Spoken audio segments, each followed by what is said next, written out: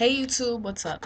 So I'm back again, and I just wanted to do a quick video basically to show you guys my textbooks and give you an idea of the tools that I'm using to try and basically survive nursing school. You know, the different materials that I bought, uh, different techniques I'm trying to use, little things like that. So that's what this video is going to be about. Um, okay, first I'll start off with my textbooks. Um, my textbook pile is huge. But the good thing about it is that this will last me for the next 2 years. I actually do need a couple more books. I found out I need to get my med-surg book and one other book, but they didn't tell us to get that for this year. I'll need that next year. But I have 10 books specifically for nursing, and I'm ordering one more today. It's actually my health assessment textbook by Jarvis, the 6th edition. And there's one other book for my communications course, but that's communications in nursing. So that would make 11. In total, I'm going to have about 12 books for this semester, this year. Okay, so I'm going to start from smallest to biggest. The first book is The Nurse's Pocket Guide by Marilyn E. Doenges and two other people, but I'm not going to say all the names, it's just too much. It's the 12th edition, and it basically gives you diagnoses, prioritized interventions, and rationales. So, here it is. The next book, which I believe I showed you guys in a previous video, is the Davis's Drug Guide for Nurses. Now, Davis's is always the best drug guide. Like, even in high school, I really liked using them. Looking through my cousin's book, it's a really great book. Yes, I did show this in another video, but it's Davis's Drug Guide for Nurses, 12th edition as well. Really good book. Of course, they have the online versions, and they also do have free apps on your phone that you can download that are drug guides, and I'll tell you guys about those later.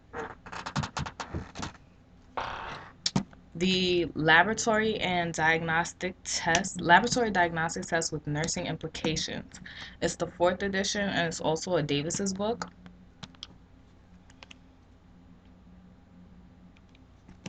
In all honesty, this was everything on the book list, right? So I ordered everything. They told us to make sure we had all the books. I'm hoping we actually use all of these books because it's a lot. It costs a whole lot of money, and I mean, push come to shove, I'll just sell them. But I do believe some way, somehow, somewhere along the line, they'll all get cracked open. Some, of course, will use more than others, like the drug guide, the fundamentals textbook, the health assessment textbook, hankies, and, this book right here, Concept Mapping, A Critical Thinking Approach to Care Planning. It's the 3rd edition. And what this basically does is it shows you how to create a care plan. And of course, in nursing, all of your patients are going to have a specific care plan. So, very important book. And it's really slim. I'm grateful for that.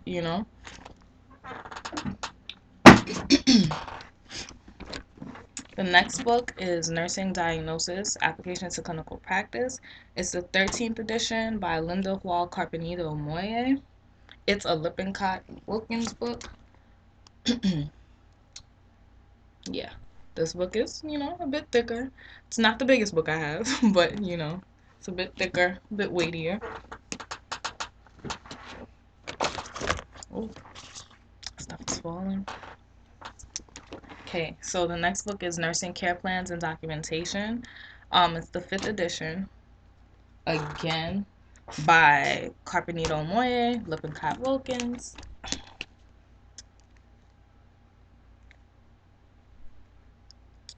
Less thick than that one, but still pretty thick.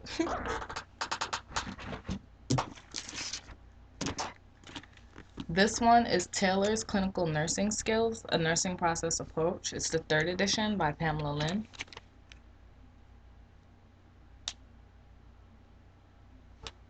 And it goes with the Fundamentals textbook, which will be the last book that I show you, only because it's the hugest book, so it was on the bottom of the pile.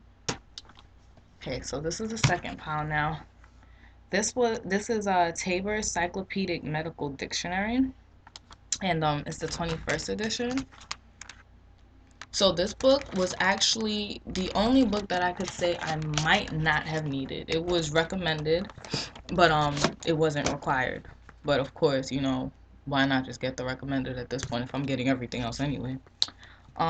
So yeah, it's basically the medical dictionary. You can see the layout of it, and it comes with the disc, you know, for images and sounds and all that good stuff. Put that away.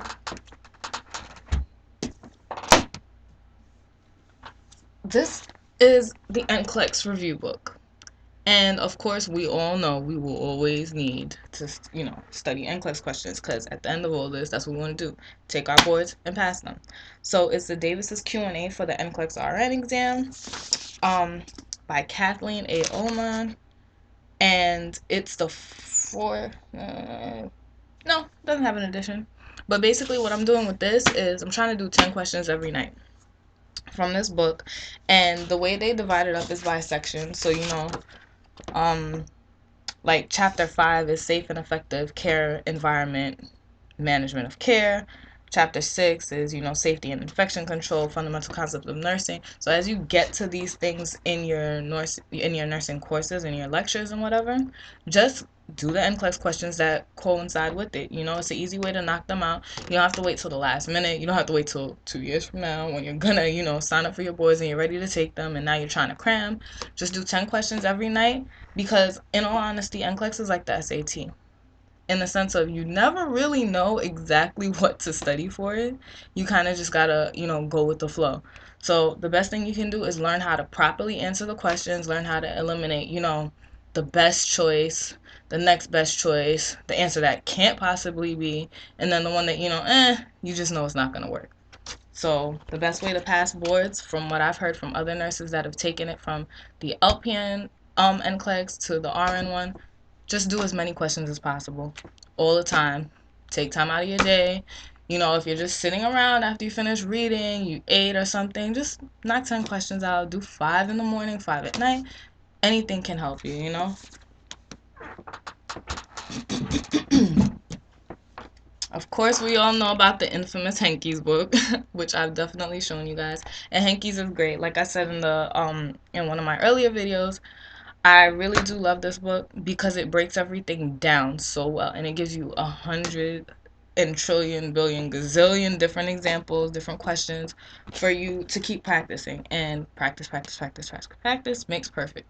You know, in nursing, practice makes perfect with everything that you do. So, okay, yeah. So this is the communications textbook for communication in nursing.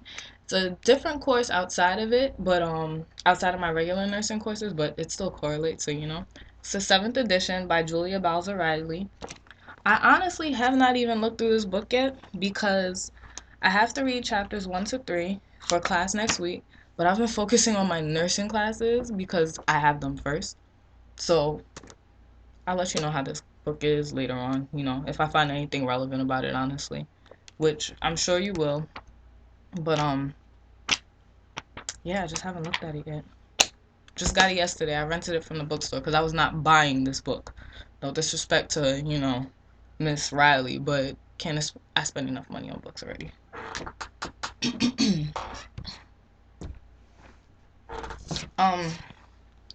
This is the Fundamentals of Nursing textbook. Basically, your Bible. It's as big as a Bible, you know.